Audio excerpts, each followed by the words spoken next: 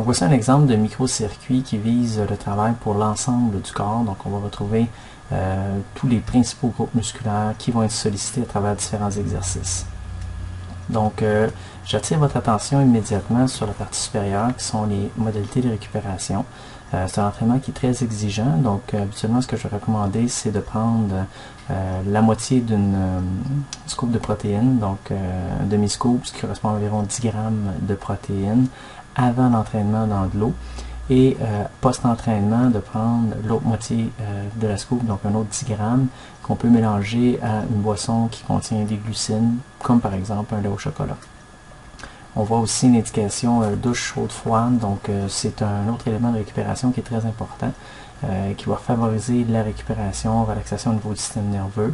Donc très important à ce niveau-là de s'assurer que le protocole de récupération est adéquat pour ce type d'entraînement-là. On commence avec un échauffement, c'est une dizaine de minutes sur un appareil cardiovasculaire au choix. Ce qu'on vise, c'est absolument une intensité qui correspond à environ 75% de fréquence cardiaque maximale théorique. On va avoir chaud sans être fatigué tout en bougeant. Donc on va vraiment faire une activation de l'ensemble des gros muscles qui vont être mobilisés par la suite lors de la séance. Immédiatement après, on tombe dans l'échauffement spécifique. Donc là, ça va être un exercice de soulevé de terre, donc un deadlift qui va être exécuté à raison de 10 répétitions avec une charge qui en permettrait au maximum 15, donc 15 RM. Donc c'est du travail sous-maximal qui est quand même relativement exigeant, qui permet d'activer les muscles, les solliciter directement. Et si on le fait bien, ça devrait permettre une meilleure performance lors des séries qui vont suivre. En même temps, ça vous permet psychologiquement de vous préparer à l'exercice qui s'en vient. Vous pouvez délimiter votre amplitude de mouvement, votre rythme d'exécution, votre prise, ainsi de suite, lors de l'échauffement spécifique. Ensuite, on commence l'entraînement en circuit proprement dit, donc un micro-circuit qui va travailler les membres inférieurs. Donc on y va avec notre soulevé de terre où on va faire un travail à la limite inférieure du travail en hypertrophie, donc aux alentours de 7 répétitions pour 7 RM. Donc vous allez compléter une première série uniquement, pas de temps de repos, et on va enchaîner immédiatement après avec un exercice d'extension de la jambe, donc le leg extension sur appareil. Cette fois-ci, on va compléter une série de 12 à 12 RM. Donc on va augmenter légèrement le nombre de répétitions, on va donc diminuer l'intensité, principalement parce que la fatigue va s'installer progressivement. On ne pourra pas soutenir des intensités très élevées. Immédiatement après avoir complété cette série de 12-là, on s'en va compléter un soulevé de terre jambes tendues, donc un stiff leg deadlift, pour une série de 12 à 12 RM. Donc là, vous pouvez voir qu'on va vraiment chercher un travail complet au niveau des jambes. Et immédiatement après, on va compléter une série de 12 avec une charge qui, normalement, lorsqu'on est frais et dispo, nous permettrait d'en compléter 15. Pourquoi c'est sous-maximal ici? C'est qu'en réalité, vous allez essayer de compléter le maximum de répétitions que vous êtes en mesure de faire sur le squat avant. La fatigue des exercices précédents va faire en sorte que vous ne pourrez pas compléter une grande quantité de répétitions. Probablement que ça devrait être entre 6 et 12 environ. Vous prenez 1 minute 30 de récupération et ensuite ce que vous faites, eh bien vous reprenez le circuit à partir du soulevé de terre ici pour faire un deuxième circuit avec une série de 7 à 7 RM et on enchaîne une deuxième série partout et ensuite de ça un troisième circuit. Ensuite, on s'engage dans le travail des membres supérieurs. Donc là, vous allez voir qu'on va mettre à profit une particularité. On va utiliser deux types de résistance qui vont mettre à profit un point de tension maximale différent. Donc on va utiliser câble et haltères simples, donc des dumbbells, pour vraiment varier le travail, même si l'exercice visuellement semble très similaire.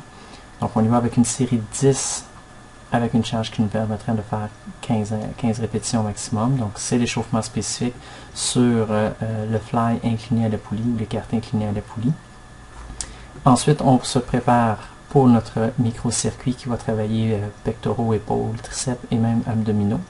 Donc on y va avec une première série de 7 à 7 RM sur l'exercice d'écarté incliné avec câble. Immédiatement après, on va aller faire une série de 10 à 10 RM. Donc encore une fois, on diminue l'intensité, on augmente légèrement le volume. Et cette fois-ci, on va faire des fly, donc des écartés, mais avec des haltères. Donc la différence entre les deux mouvements, c'est que le point maximal de tension ne sera pas atteint au même endroit lors du mouvement. Donc c'est un patron de recrutement différent. Ça favorise un recrutement un peu plus varié de fibres musculaires. Dans le cas du microcircuit, c'est très intéressant, surtout qu'on va cibler de l'hypertrophie. Donc, on complète nos 10 répétitions à 10 RM. Immédiatement après, on y va avec un exercice de développé incliné. Même principe que pour le front squat. Cette fois-ci, on va travailler sur un banc pour hyperextension dorsale. Vous allez appuyer uniquement les fesses, donc l'ensemble du dos est dans le vide, ce qui va permettre un travail assez intensif au niveau des abdominaux. Et vous exécutez un développé incliné. Donc, encore une fois, ici, on va travailler avec une série maximale. On travaille avec l'énergie qui reste. Donc, ça devrait être environ entre 6 et 12 répétitions. Vous devriez être en mesure de compléter. 1 minute 30 de récupération. Le P, c'est pour passif. Donc, tranquille, on respire. Et ensuite, on revient au début du circuit où là, on va compléter 3 exercices. Donc, que ce soit un tri-set, un giant set, et ainsi de suite. C'est dans le principe du microcircuit. Donc, on veut enchaîner plusieurs exercices qui vont avoir une sollicitation différente au niveau du ou des mêmes groupes musculaires. Après ça, on va faire un travail pour le dos et le derrière l'épaule, les biceps aussi vont travailler. Donc, une traction verticale, le poulie avec une prise large. On y va avec l'échauffement spécifique une fois 10 à 15 RM. Et ensuite, le circuit commence avec du travail, encore une fois, à la limite inférieure de la plage d'hypertrophie. Donc, une série de 7 à 7 RM. Tout de suite après, on va travailler le dos différemment cette fois-ci avec une extension à l'épaule, bras tendu, donc straight arm pull down à la poulie encore.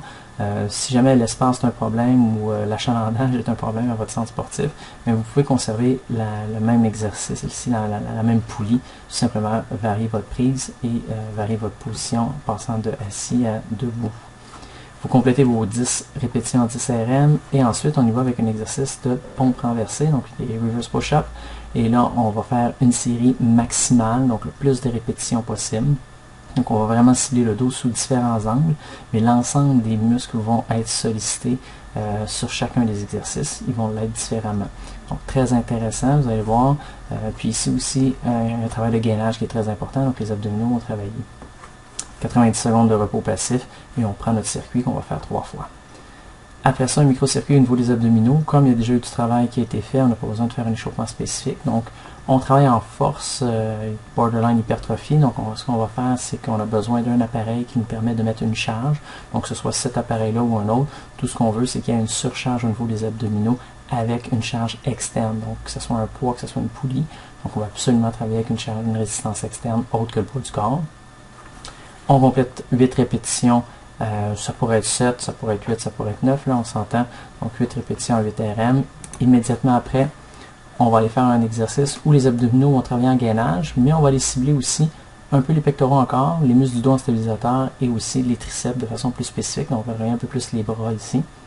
Vous faites un maximum de répétitions ici sur l'extension des coudes sur barre, donc les dips. Ensuite de ça, vous faites un maximum ici de chin-up avec les mains en supination. Donc, on va surtout chercher à cibler les biceps et minimiser le travail au niveau du dos. Série maximale. Et ensuite, on vient terminer avec un exercice pour les abdominaux.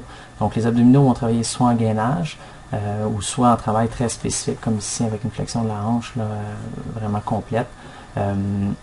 Puis on va en profiter aussi pour travailler, encore une fois, certains muscles qui ont travaillé précédemment, mis à part les jambes, puis surtout augmenter un peu le travail au niveau biceps, triceps et épaules.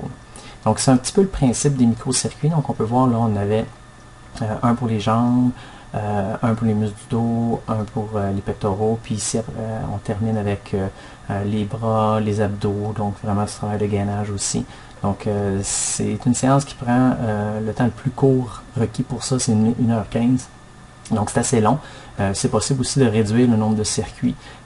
Moi, j'irais recommander entre 1 et 3 circuits idéalement pour commencer sur ce type d'entraînement-là, parce que si vous travaillez avec les bonnes charges, et c'est vraiment conditionnel à ce que vous utilisiez les bonnes charges, c'est excessivement exigeant, donc très, très, très difficile. Un autre conseil que je peux vous donner, c'est de varier l'ordre de vos circuits. Donc, de ne pas toujours faire la même séquence, parce qu'évidemment, les circuits qui sont plus vers la fin vont avoir tendance à être exécutés en état de fatigue. Donc, de changer l'ordre de nos circuits, ça nous permet d'exécuter un travail un peu plus équitable pour l'ensemble des groupes musculaires. Donc, c'est une autre chose à faire d'un entraînement à l'autre. Puis encore une fois, j'insisterai jamais assez sur le fait que vous devez utiliser les bonnes charges. Donc, soit des charges issues de tests d'un RM, soit vous travaillez en vous assurant que l'intensité est la bonne. Donc, vous assurez que les charges sont adéquates. Par exemple, quelqu'un va compter les répétitions à votre place sans que vous puissiez les compter. Donc, à ce moment-là, vous allez être sûr de vraiment vous rendre au maximum de votre perception d'effort. Donc, ça complète un peu l'exemple d'un microcircuit. Moi, je vous conseille d'essayer ça. Soyez prudent. Comme je disais, avec les bonnes charges, c'est excessivement exigeant. Puis, ça va chercher un recrutement très, très important au niveau des fibres musculaires. Ça crée beaucoup de fatigue, ça crée beaucoup de dommages. Donc, le protocole de récupération aussi est très important. Donc, sur ça, je vous souhaite un excellent entraînement.